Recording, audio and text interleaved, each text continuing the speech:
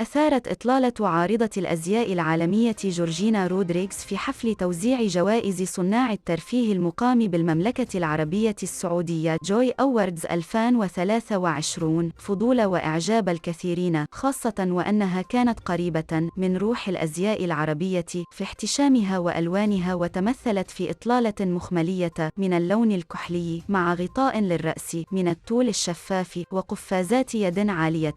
وصمم هذه الإطلالة مصمم الأزياء التونسي المقيم في دبي علي القروي، الذي تقول عنه جورجينا إنه مصممها المفضل منذ سنوات، كما يحظى بثقة نجمات الفن والموضة عبر العالم، حتى تحول إلى اسم لامع في مجال تصميم الأزياء. لا تكاد تغيب تصميماته عن أشهر المهرجانات مثل مهرجان كان السينمائي وعروض مجوهرات شوبارد وغيرها من المناسبات.